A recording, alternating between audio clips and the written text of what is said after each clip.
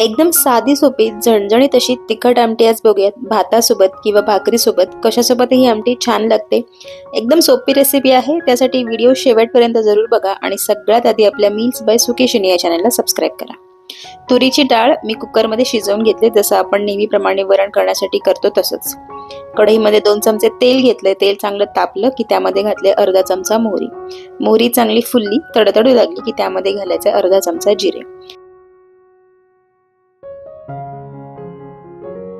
जिरे मोहरी चांगली तडतडली की त्यामध्ये घालूया कढीपत्ता. आता यामध्ये घालायचे लसूण. 4 ते 5 लसणाच्या पाकळ्या सोलून थोड्याशा ठेचून घेतलेत मी. एक अर्धा बारीक चिरलेला कांदा आणि टोमॅटो ऑप्शनल आहे, घालायचा असेल तर घाला, नाही घातला तरी चालेल. अगदी थोडासा म्हणजे एक टोमॅटोचा 4 भाग करून त्यातला एक भाग मी चिरून घेतलेला आहे. आता हे सगळं चांगलं भाजून घेऊयात. कांदा आणि टोमॅटो मऊ झाला पाहिजे. एक 2 ते 3 मिनिटं मीडियम टू लो फ्लेम वरती भाजून घेऊयात. गॅस एकदम मोठा करू नका, नाहीतर फोडणी आपली करपू शकते.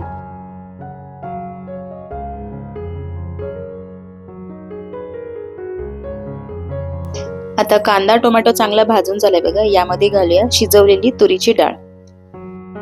जितकी तुम्हाला आमटी करायची असेल तेवढी डाळ शिजवून घ्यायची आणि यामध्ये घालायचं. यामध्ये घालूया अगदी चिमूटभर हिंग. आता या डाळीची कन्सिस्टन्सी, या आमटीची कन्सिस्टन्सी कशी ठेवायची हे तुमच्यावर आहे.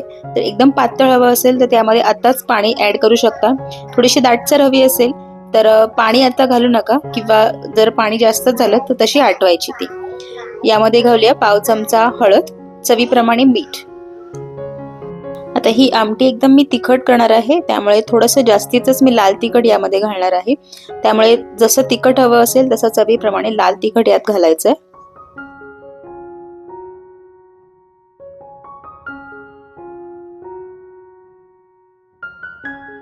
आता हे सगळं मिक्स करायचं आणि आमटीला चांगली उकळी काढायची.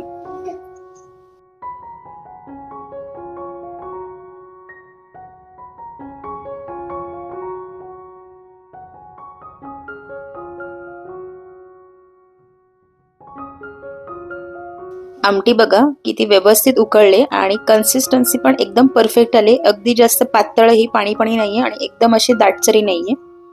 भातासोबत किंवा भाकरीसोबत आपण खाऊ शकतो ही. तर यावर घालूया बारीक चिरलेली कोथिंबीर. एकदा सगळं ढवळून घेऊ, सगळी मिक्स करून घेऊया.